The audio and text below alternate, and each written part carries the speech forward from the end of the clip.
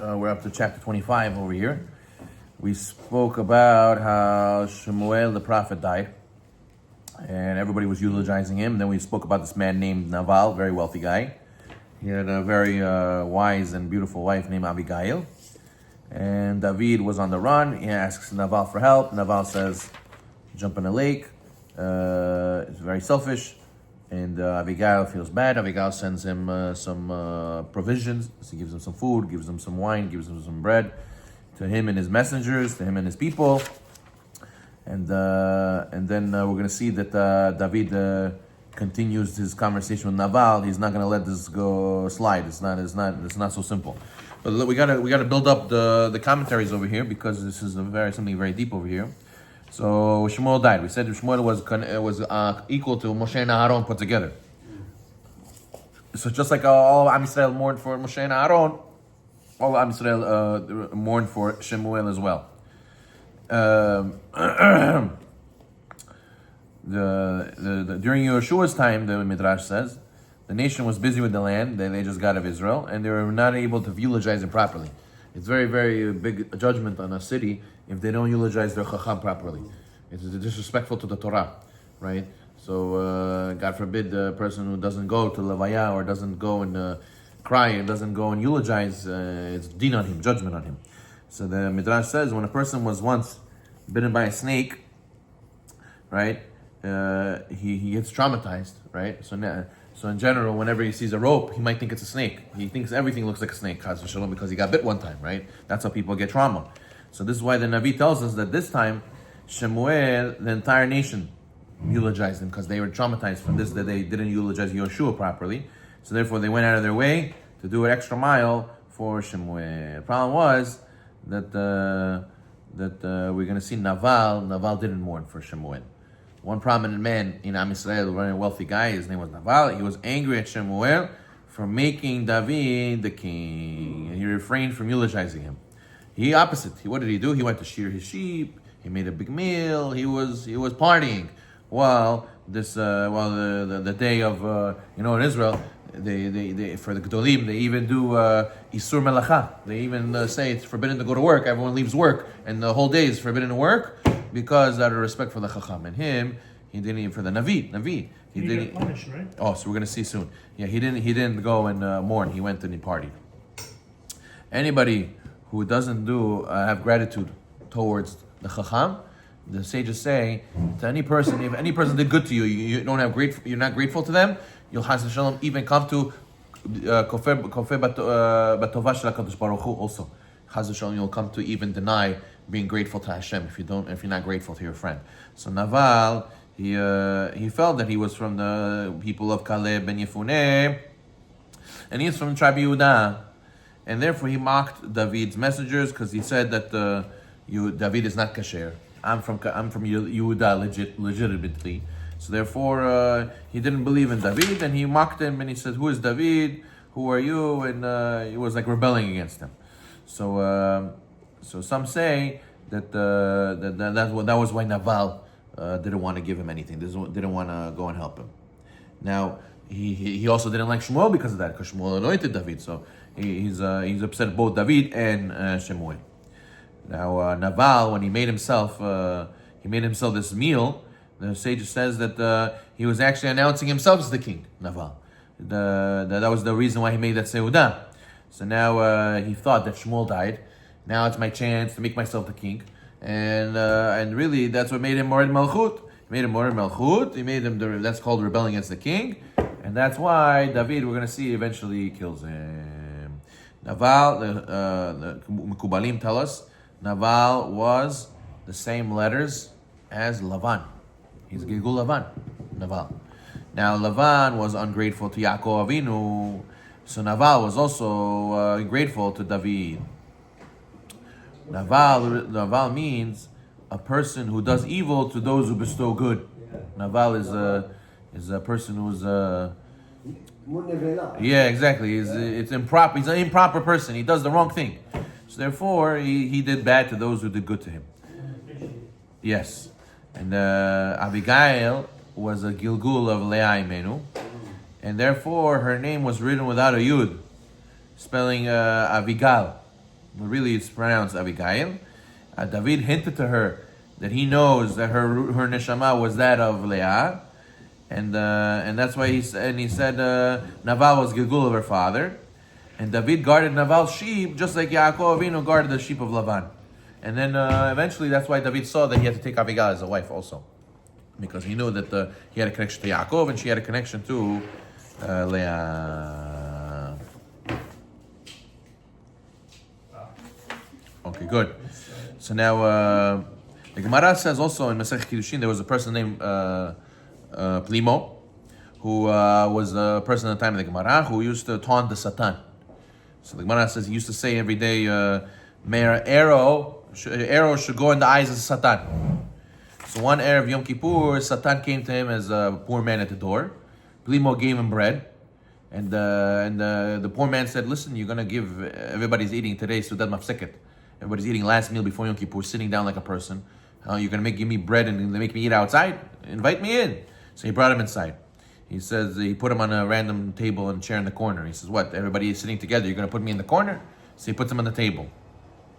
And then he opened his. He was wearing like a cloak. The poor man opened his cloak. He was a very ugly man, full of boils, and he had pus coming out of his boils. So then he asked for a cup of wine, and he poured it for him.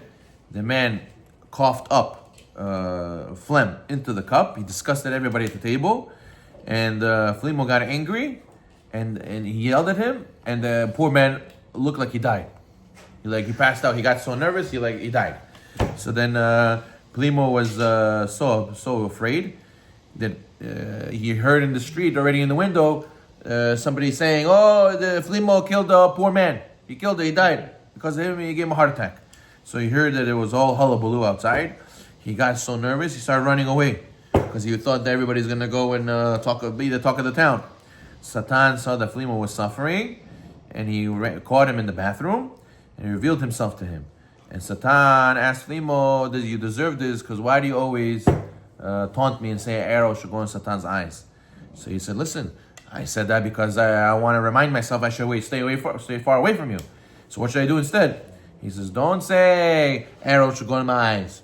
Say, may Hashem help me from him. May Hashem save me from him." So therefore, that's how you should pray.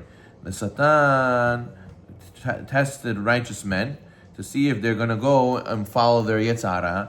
So he does this both to Lavan and Naval. They were both stingy people. And their nature was this type. So now they came back Gilgul as who? The third Gilgul they came back as is this guy Plimo.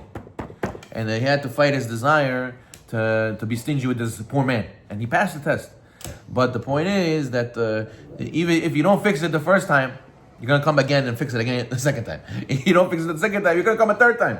And see, Lavan was stingy with Yaakov. He came back Naval. He had a chance to help David. He also stingy with him. And now he comes back again. Plimo. What? Why we learn from Satan? Why we learn from Satan? No, we're learning that from the story that the person comes back Gilgul. But the story also saying that we should learn to pray, Hashem save us. Don't fight. Don't start up with the Satan. Right? We don't say, Hashem, bring me to a test and I'll pass it. What do we say? Say, Hashem, please don't bring me any tests. I don't even want to see the Yesara, right? I don't want to know. I don't want to talk to him even, right? That's why I call him a pray. Yeah, exactly. Right. So now problem is that Laval, he gave into his Yesara and he says everything belongs to me. He's stingy. Stinginess is from a gava. It's a form of gava that I worked hard. I did it. It's not Hashem who gave me. It's I myself. I did for myself. Why should I give to other people? You should go work like I went to work, right? So therefore, Haz Shalom, a person has to learn from this that whoever doesn't give tzedakah properly, right? The Gemara says the guy who sees a poor man passing by and he pretends like he didn't see him, not to give him tzedakah, he is considered like he did avodah zarah. Why? Because you're acting as if God doesn't see. You're acting as if God didn't give you. God gave you parnasah, and God said, give it to this guy. And you don't, so it's as if you're saying, God, your parnasah didn't come from Hashem. Chas v'shalom. That's like avodah zarah. So therefore, a person has to be careful to learn from Naval that not to be stingy like him. Okay.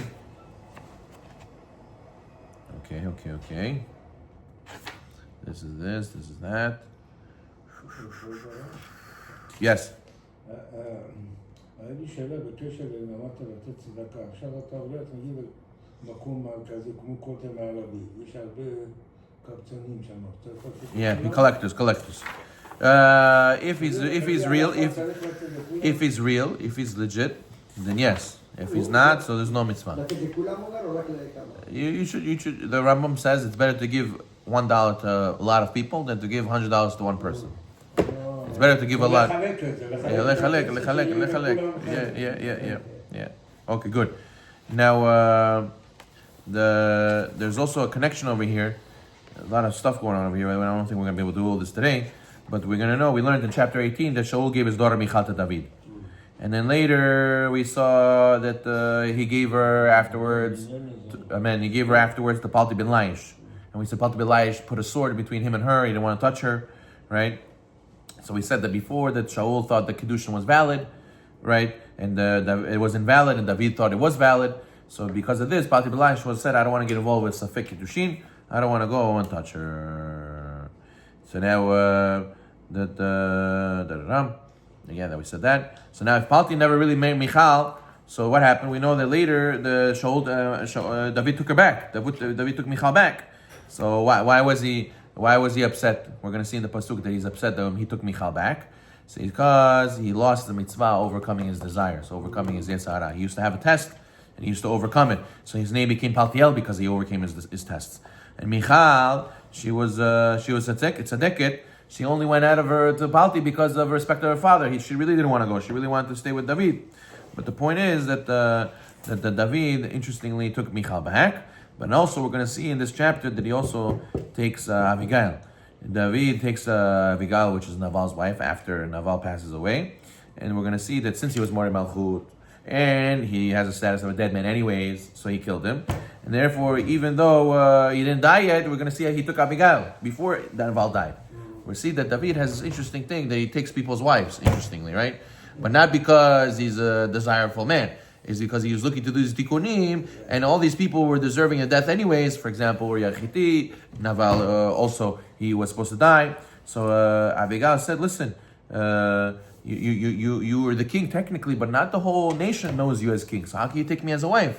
You know, he didn't technically rebel against the king. You're not formally the king. Yeah, Shmuel anointed you, but not the whole nation knows you're the king. And this was a flaw in David's reasoning. So we see that with David, the claim against him always is not were you right or were you wrong. The Gemara says whoever says David made a sin is wrong. It means the way he did it. The way he did it, the person has to always do things in a way that should cause no suspicion. If you do things that cause suspicion, so that means what? What does the Gemara say? The Gemara says that no one is suspected of anything for no reason. If someone suspects you of something, it was for a reason, not for no reason. It means either you wanted to do it, or you were about to do it, or you did it, or you did it a little bit of it. There was some reason why people suspected you. There's a reason from Shammai you went through this. So for David, we're going to see he takes Abigail, but the way he did it wasn't 100%, and that was held against him accountable. Baruch Adonai Olam.